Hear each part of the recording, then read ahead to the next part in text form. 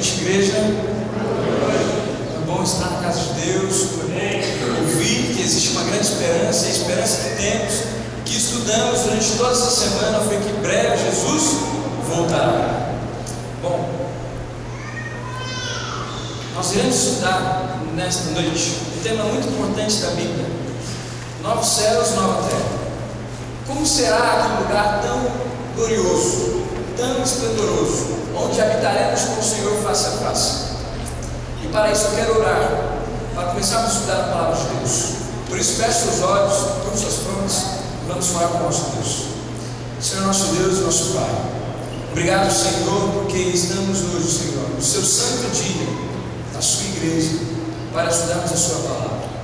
E neste momento, Senhor, a sua palavra vai ser aberta.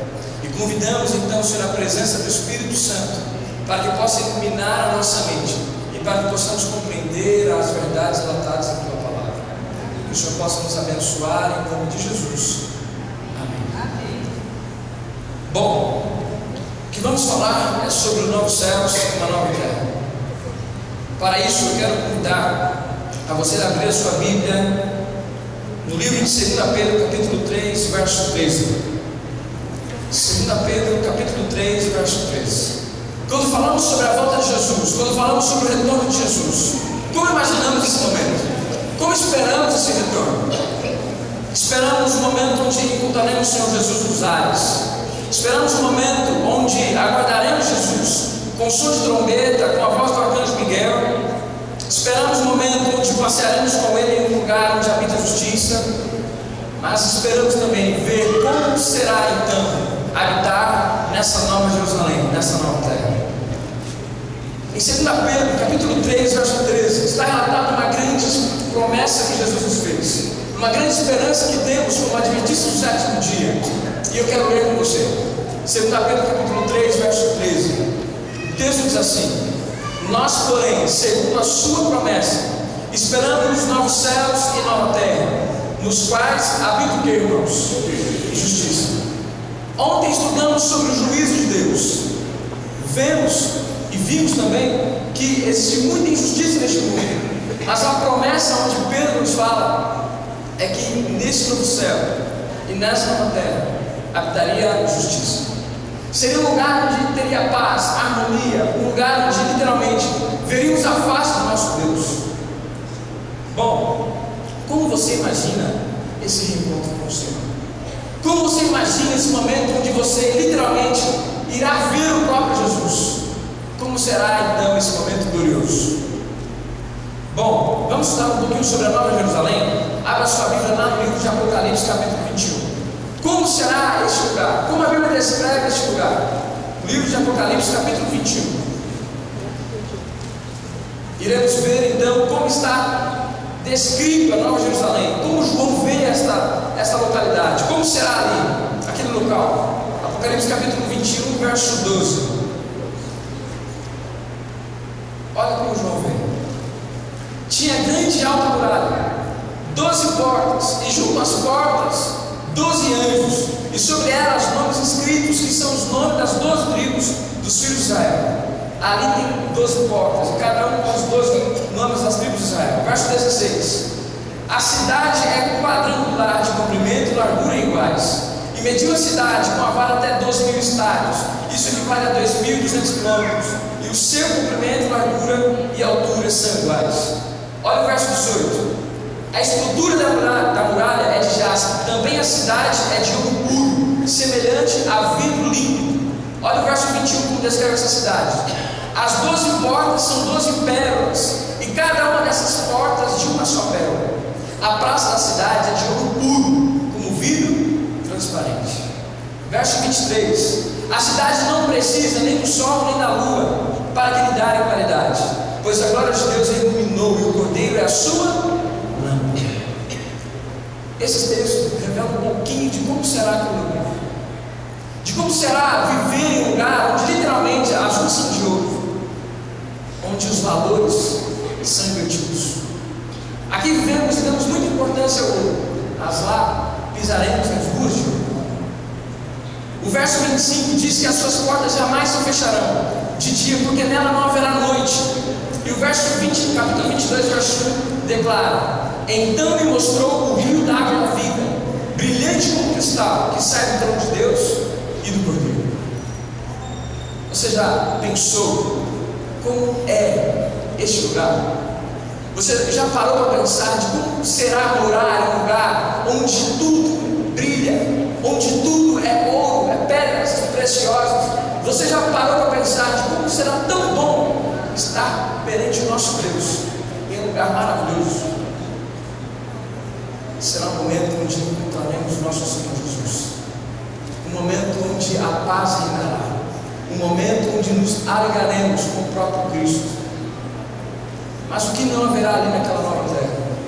Abra sua Bíblia no livro de Isaías, capítulo 35, do verso 4 ao verso 6.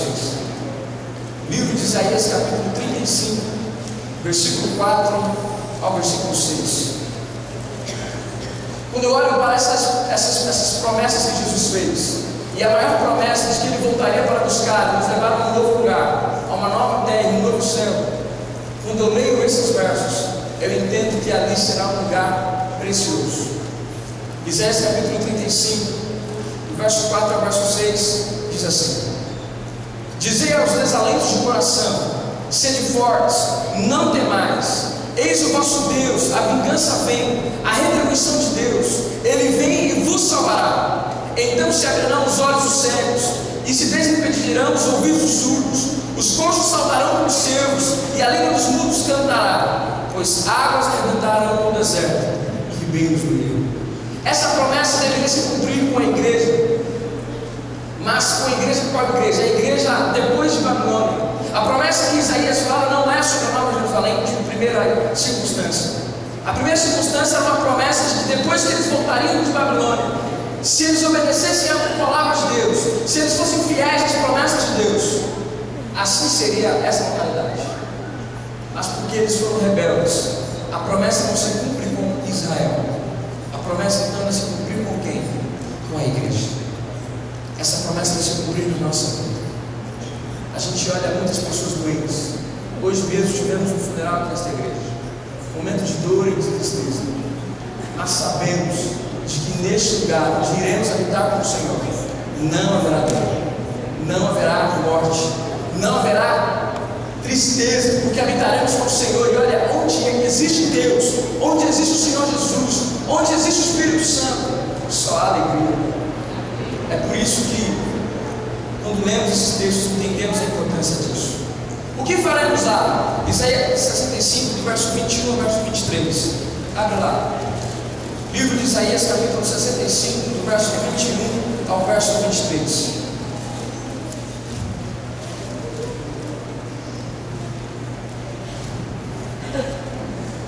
A palavra de Deus diz assim: eles edificarão casas e nelas habitarão, plantarão vinhas e comerão seu fruto. Não edificarão para que outros habitem, não plantarão para que outros comam, porque a longevidade do meu povo será como a da árvore, e os meus eleitos desfrutarão de todas as obras das suas próprias mãos. Não trabalharão debalde, nem terão filhos para a calamidade, porque são a posteridade bendita do Senhor, e os seus filhos estarão com eles. Quando eu vejo famílias destruídas, quando eu vejo pessoas que trabalham e não colhem os frutos do seu trabalho, eu vejo que lá no céu será diferente. Eu vejo que no céu será um lugar onde literalmente haverá justiça, onde literalmente haverá paz, onde literalmente haverá famílias estruturadas, onde pais terão um bom relacionamento com seus filhos, onde veremos a harmonia reinar. É por isso que queremos estar lá, é por isso que desejamos estar lá, é por isso que sonhamos com essa promessa. Apocalipse 24 diz assim: e eles enxugarão dos olhos toda lágrima, e a morte já não existirá, já não haverá luto, nem pranto, nem dor, porque as primeiras coisas passaram. Quando eu olho essa promessa dos animais, abre lá em Isaías capítulo 6, 11, verso 6 ao verso 7. Toda vez que eu menciono um estudo bíblico, eu falo que lá na Argentina existe um zoológico bem legal. Eu tenho vontade de ir para lá um dia, onde passamos a mão dos leãozinhos lá, é tudo gatinho lá, tudo onde tem paz e mansidão. mas assim será também onde habitaremos com o Senhor. Isaías capítulo 11 diz assim, do verso 6 ao verso 7: o lobo habitará com o cordeiro, e o leopardo se deitará junto ao cabrito. O bezerro, o leão, o novo e o animal cevado andarão juntos, e um pequenino os guiará. A vaca e a ursa pastarão juntas, e as suas crias juntas se deitarão. O leão comerá palha como o boi. Quando você olha para a eternidade, quando você olha para esse novo céu e para essa nova terra, você já pensou nisso? Você já viu esta cena aqui? Eu quero ver. Eu quero estar com Cristo. Eu quero andar com Jesus. Eu quero ver os animais sendo mansos como eram lá no Éden. Eu quero ver Jesus voltar. Mas quem veremos lá no céu? O livro de Mateus capítulo 8, verso 11 diz assim: digo-vos que muitos virão do Oriente e do Ocidente, tomarão lugares à mesa com Abraão, Isaque e Jacó no reino dos céus. Como será legal a gente não mais só ler a história de Abraão, a gente não só mais ler a história de Isaque e Jacó, mas como será bonito conversar com Abraão, conversar com Isaque, conversar com Jacó. Como será legal entender as grandes provas que eles viveram e como eles saíram vitoriosos. Quer estar lá? Se prepare para o novo céu e a nova terra. Mas o mais importante de tudo isso que a gente está estudando é este relacionamento. O que será estabelecido no céu? Apocalipse capítulo 22, do verso 3 ao verso 4. Abre lá. Apocalipse capítulo 22, do versículo 3 ao versículo 4. O que então será estabelecido naquele local? Algo que estava no Éden, mas que perdemos por causa do pecado. O texto de Apocalipse diz: nunca mais haverá qualquer maldição. Nela estará o trono de Deus e do Cordeiro. Os seus servos o servirão e contemplarão a sua face. Como será ver? Deve ser ver Jesus, ver aquele que nos criou, ver aquele que morreu por nós. Adão e Eva tiveram um grande privilégio, o privilégio de todos os dias conversar com o próprio Deus, de todos os dias passear no meio do jardim. Assim será naquele local, assim será na nova terra. Iremos passear com o Senhor Jesus, iremos conversar com Ele, iremos aprender dele coisas maravilhosas. Mas o texto que nos apresenta diz qual será a relação de Satanás na nova terra. O que Satanás irá fazer na nova terra? Você sabe disso? Abre lá em Apocalipse capítulo 20, verso 10. Onde só há alegria, só há esperança, só há momentos de felicidade. O que Satanás irá fazer nesse lugar? Não irá fazer nada. Olha o que o texto diz: o diabo, sendo cordeiro, será lançado para dentro do lago de fogo e enxofre, onde já se encontra não só a besta, como também o falso profeta, e serão atormentados de dia e de noite pelos séculos dos séculos. Não é que eles vão sofrer eternamente, é que as consequências do lado deles serão eternas. Ou seja, Satanás não vai participar desse momento, porque esse momento é reservado para aqueles que lavaram suas vestiduras no sangue do Cordeiro. É por isso, irmãos, que a gente não precisa temer. Diz o texto, eu queria ler esse texto com você, lá em Apocalipse capítulo 15, do versículo 2 ao verso 4, diz o cântico que iremos entoar neste novo local, o cântico do Cordeiro, o cântico de Moisés e do Cordeiro. Olha o que diz lá, Apocalipse capítulo 15, do versículo 2 ao versículo 4.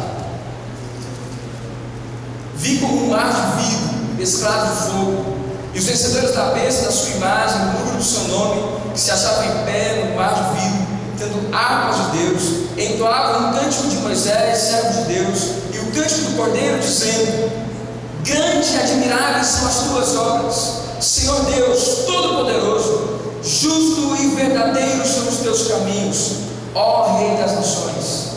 Quem não temerá e não glorificará o teu nome, ó Senhor? Pois só tu, Senhor, pois só tu és santo. Por isso todas as nações virão e adorarão diante de ti, porque os teus atos de justiça A dúvida que estudamos na segunda-feira sobre o grande conflito, que Satanás começou no céu, será exterminada neste momento. Declararemos que Jesus literalmente é justo. Declaramos que literalmente Jesus é verdadeiro, os seus caminhos são literalmente retos. E iremos adorar aquele que merece toda a nossa adoração. É por isso que eu quero convidar você a estar lá. Mas existe um requisito para estar lá. Existe um requisito para estar na nova terra. E é o último texto que iremos ler nesta noite. Apocalipse capítulo 22, verso 14. O texto diz assim: bem-aventurados, felizes são aqueles que lavam suas vestiduras no sangue do Cordeiro, para que lhe assista o direito à árvore da vida e entre na cidade pelas portas. Algumas traduções não colocam como aqueles que lavam as vestiduras, mas aqueles que guardam os mandamentos de Deus. Você pode perguntar, então, qual está certo dos dois? Porque aquele que lava o seu coração, a sua vida no sangue do Cordeiro, é também aquele que obedece como prova de seu amor para com Deus. O requisito para estar na eternidade, o requisito para você estar neste lugar onde os animais serão mansos, onde as ruas serão de ouro, onde só haverá pedras preciosas, onde habitaremos com o Senhor Jesus, onde veremos Abraão, Isaac e Jacó, onde estudaremos por toda a eternidade o sacrifício. Para estar lá é preciso duas coisas. Duas coisas. A primeira coisa é lavar as suas vestes no sangue do Cordeiro, é aceitar o sacrifício de Jesus, é entregar a vida a Jesus, de modo que você viva de acordo com a sua vontade. É por isso que João coloca traduções importantíssimas. Ele poderia mudar a tradução, mas ele colocou duas coisas essenciais para a salvação. A primeira coisa é aceitar a graça de Jesus, mas a graça de Jesus não é barata, a graça de Jesus não é infrutífera, e é por isso que não é infrutífera. Ele diz assim: bem-aventurado não é somente aquele que lava suas vestes no sangue do Cordeiro, mas é aquele também que guarda os mandamentos de Deus, é aquele também que, como resposta ao amor, como resposta àquilo que Ele fez por nós obedecemos os seus mandamentos. É por isso que eu quero convidar você a estar lá na eternidade. É por isso que eu quero convidar você a se preparar para esse momento. É por isso que eu quero que você entenda que lá, aquele local, aquele lugar, aquele novo céu, aquela nova terra foi preparada para você. Mas para você estar lá, é preciso você lavar as suas vestiduras no sangue do Cordeiro. Porque o sangue de Jesus tem poder. Porque o sangue de Jesus transforma. Porque o sangue de Jesus nos purifica de todo pecado.